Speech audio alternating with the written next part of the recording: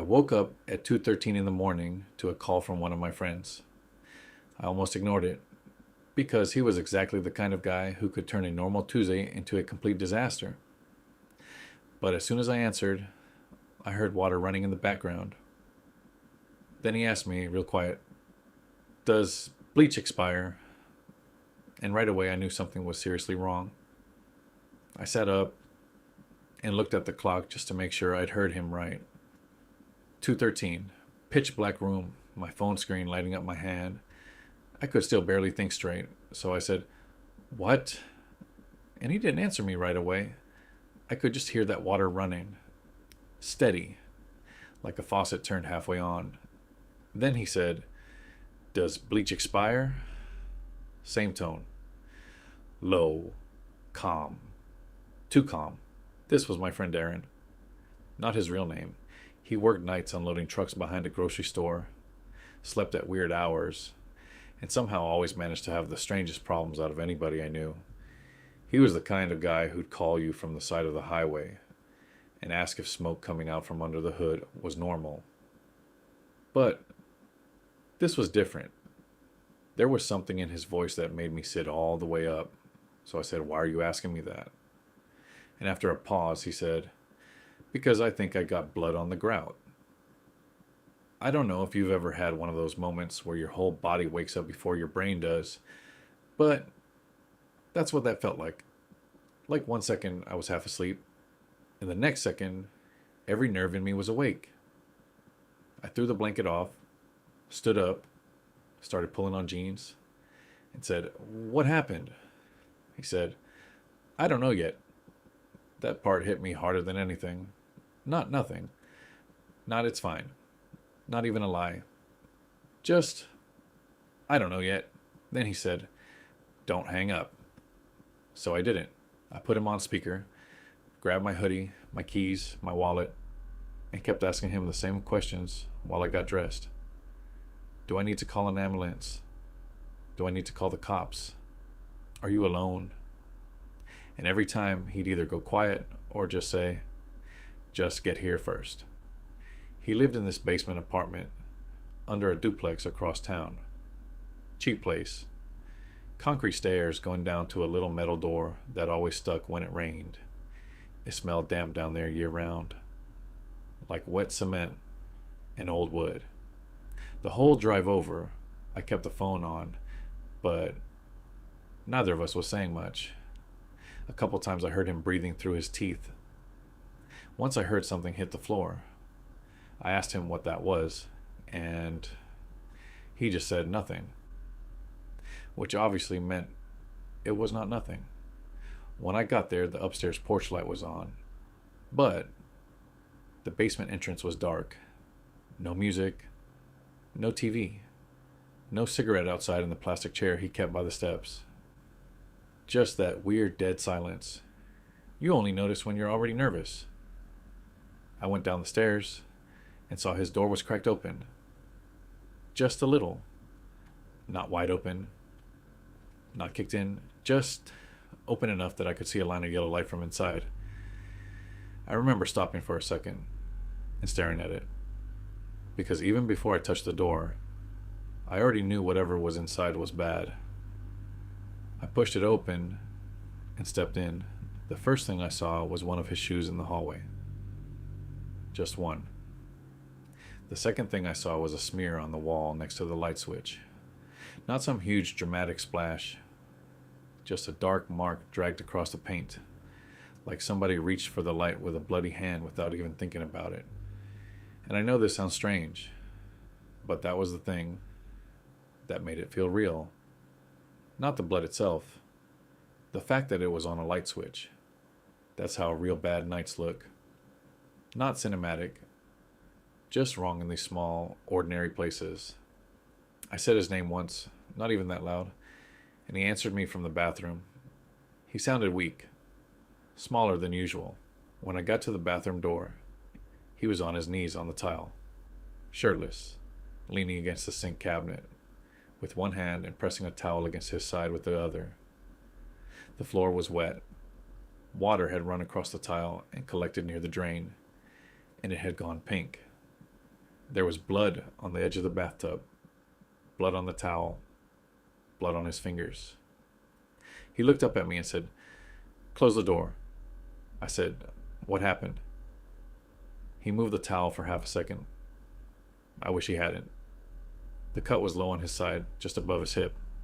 Long, deep, ugly. Not like in movies.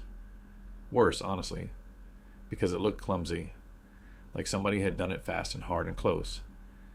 My stomach dropped. I said, "Jesus, Darren." And he goes, "Don't say that so loud." That was when it stopped feeling like an accident. I looked at him and said, "Who else is here?" And he looked past me, out toward the hallway. And then he said, "I think nobody." I said, "What do you mean, you think nobody?" He swallowed, tightened the towel against his side, and said, "Maya's ex was here." Maya was this girl he'd been seeing for a couple months. Nice girl. Tired all the time. Had a kid. Had that kind of complicated life where there's always one person from the past who never really leaves. I'd met the ex once. Just once. Outside a gas station. He had that look some people have where even when they're smiling, they still seem angry. Darren started talking, kind of out of order at first. Maya had come over around 10. They were in the kitchen. Somebody started knocking at the door. She looked through the people and told him not to make a sound. So they stayed quiet.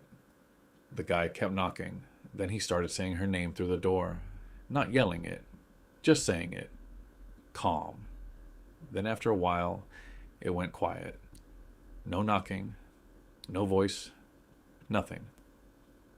So eventually Darren figured he'd left.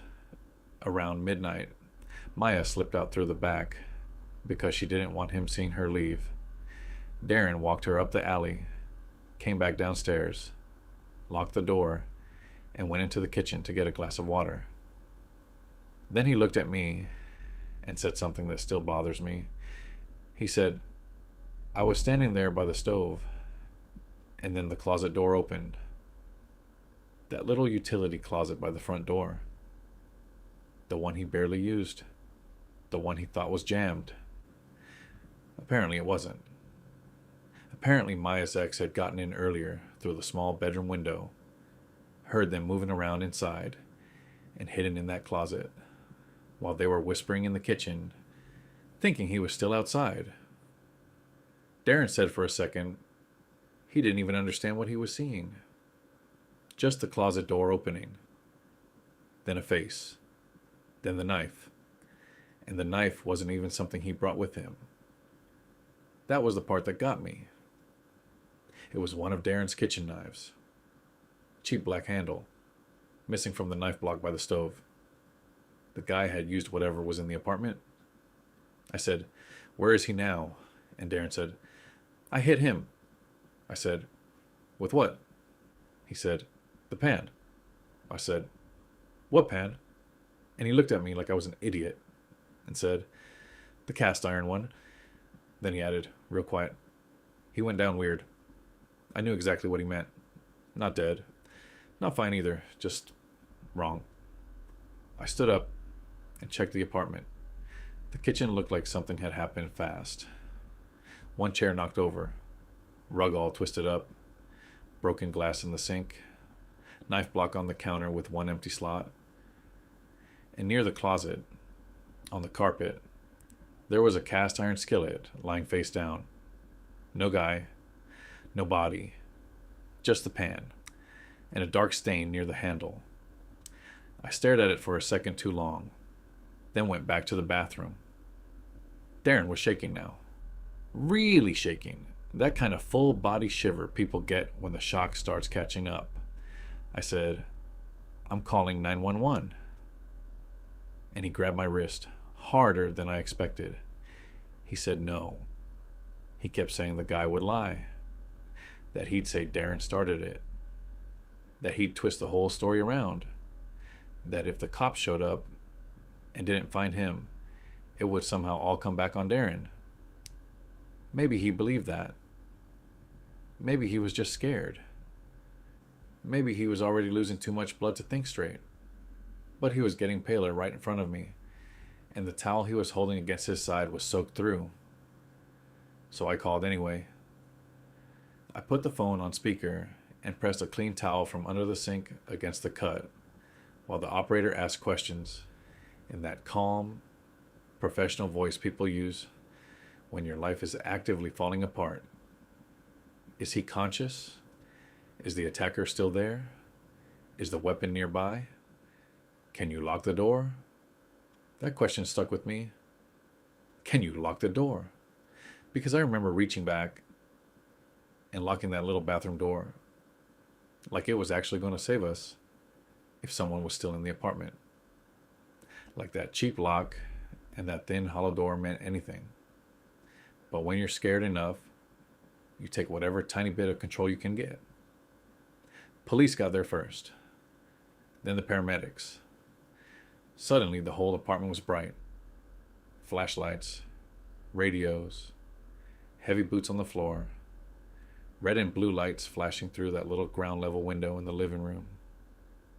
They moved me out of the bathroom and sat me down on the edge of the couch while they worked on him. One of the cops asked me if anybody else was still inside, and I remember saying, I don't know. Not no, not yes. Just the truth. I don't know.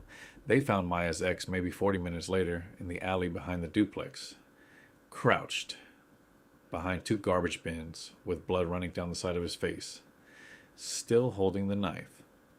That part sounds fake every time I say it, but it's true. They walked him past the basement steps in handcuffs while I was standing outside talking to another officer. His face was shiny with dried blood, one sleeve torn, one boot untied, and what I remember most is that he kept trying to look toward the apartment, not at the police, not at me, at the apartment, like he was still angry the whole thing had been interrupted. Darren lived. Barely, but he lived. A lot of stitches, surgery, months before he moved normally again. He never went back to that apartment.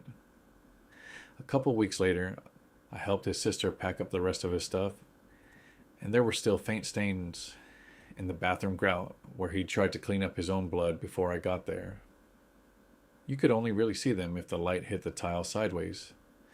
And weirdly, that bothered me more than anything. Not because it was dramatic, because it meant he'd actually stopped, hurt that bad, and tried to clean before he even knew if he was safe. Like some part of his brain was still trying to make the place look normal. About a month after that, I was driving him to a pharmacy. We were stopped at a red light, not talking, just waiting, and some random guy walked across the street in front of us, wearing the same kind of heavy work boots Maya's ex used to wear.